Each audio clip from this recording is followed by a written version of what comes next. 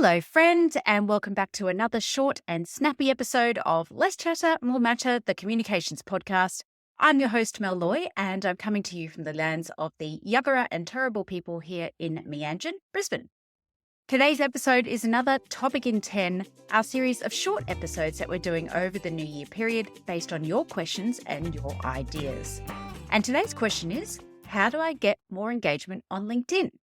Which is a great question, but we could take this a couple of ways, and there's only so much I can cover in 10 minutes. Because you could be asking about your own profile, or maybe it's a company profile that you look after. So given that, I'm going to share some top tips that in most cases will cover both. But I do want to say up front, it can be a slow burn. In most cases, it will take a while to build that engaged following, but it's really worth doing, particularly if you own or operate a small business, you're a consultant or a freelancer, or even if you're advocating for something. So let's get into it. Tip number 1, make sure your profile is the best it can be. So what do I mean by that? There's a few things. Number 1, have an up-to-date and clear photo of yourself. Do not use an avatar. People trust real people, not cartoons. The second thing is make sure your profile description is really clear about the value you or your company adds to the reader. If it's a boring description that just talks about how good you are or how good your business is or just the tasks that you perform, it doesn't tell the audience what you can do for them. So in your profile description, include some keywords because LinkedIn is really highly indexed in Google search results. So when thinking about keywords to include in your profile, think about what would people Google if they were trying to find someone like you or a business that does what you do.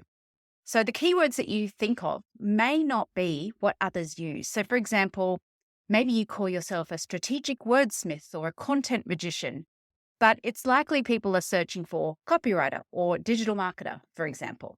So use the words that they're going to search for.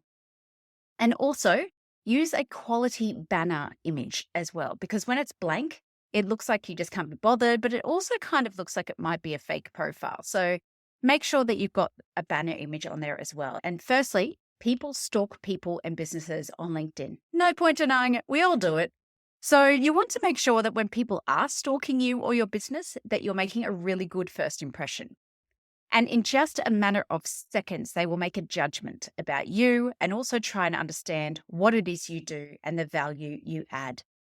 If you're trying to attract clients as a speaker or a workshop facilitator, for example, people need to be able to see you because you're going to be the face of that workshop, for example, and they need to be able to get an idea of what you offer. So if they can't get that, there is a really good chance they will click away and move on to somebody else.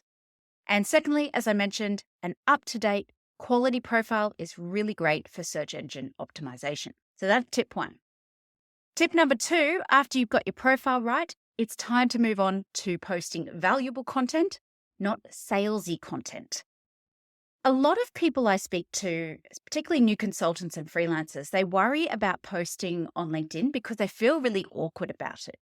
Maybe that's you as well. Do you feel like you have to sell yourself or market yourself? And does that make you really uncomfortable?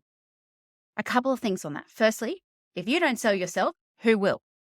But secondly, there is a misconception about what content on LinkedIn should look like. Nobody likes salesy content. That's a given. And people simply won't follow you or your business if that is all you ever post. You need to post content that not only attracts people, but keeps them engaged. And you can only do that and then build a bigger audience. And that content has to add value to your audience. So think about what you could teach them, for example.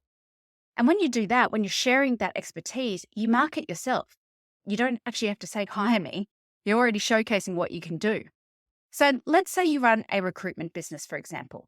If all you ever posted was job ads, nobody would follow you, especially if you're recruiting for different types of roles and industries. So instead, some of the topics you could post about could be 5 top tips on getting your resume right, 3 questions you should ask every candidate in an interview, how to write a job advertisement that attracts the right recruiters. So you get the idea. There's so much there, and none of it says, hire me to recruit people for you. What it does is let people know you've got a whole lot of experience and expertise, and so you are somebody to talk to about recruitment. Now, I recommend coming up with 3 content pillars to help you work out a bunch of topics you could post about. And remember, you don't always have to come up with new content. As I said, you can simply just share an article or post something somebody else has written with your own thoughts. And if you're really stuck, get AI to help. Put in a prompt like, I'm coming up with ideas for LinkedIn posts. I work as a consultant in the media and PR sector. I want to share tips as well as ideas and fun facts about the sector. Give me 30 topic ideas. Just see what comes back. One last thing on content. Your first line is the most important thing you will write. If that first line doesn't draw people in, you've lost them. So really spend some time on that line. Now to tip 3, which is related to the content tip, and that is work with the algorithm to help boost your content. Look, there's heaps to it. It changes all the time as well, which is really frustrating. But here's a few things that seem to remain fairly consistent across their LinkedIn algorithm. And the first is hashtags. Only use 3, maximum of 5. And the reason for that is because any more than 5 hashtags and your content will be demoted in other people's feeds, because LinkedIn actually considers that spam or low quality content. Secondly, use short paragraphs, 1 to 2 sentences maximum each. LinkedIn favors those short, snappy pieces of content because they know that people are more likely to engage with it. Thirdly, use images, even if it's just something basic you've whipped up on Canva. Posts with images tend to do really well, but interestingly, since LinkedIn introduced video shorts, these have started getting more engagement. So if you haven't quite dabbled in the video yet, give it a shot. Next, avoid using outside URLs if you can. So what I mean by that is you've written a post and in the post is a link to another website.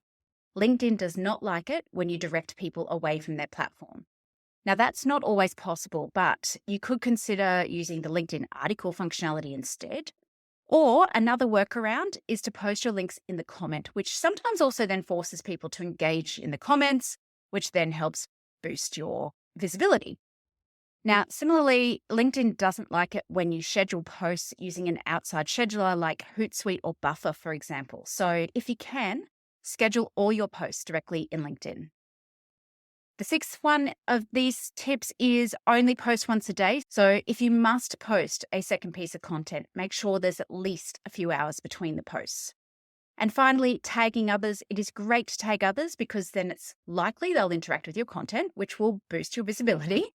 But if you tag too many people, again, LinkedIn thinks that you're making spam and it will deprioritize your content. So limit how many people you tag in your posts. Okay, tip number 4. Engage with others. There's a few ways you can do this as an individual or as a brand. Firstly, where possible, respond to every comment a person leaves. And secondly, engage with other people's posts. So react to them, add a comment, even share your own thoughts if appropriate. LinkedIn will very quickly hide people from your feed if you're not interacting with them regularly. So it could mean that you lose sight of valuable content, but also LinkedIn loves brands and profiles who engage with others. And that's good for you. And another point on engagement, connect with people, but don't just hit the follow button. If there's an option to connect, do that, but make sure you leave a note about why you want to connect with them because that boosts the chances of the person accepting your connection and it proves you're not a robot. All right, the final and most important tip number 5, be consistent. I cannot stress this enough.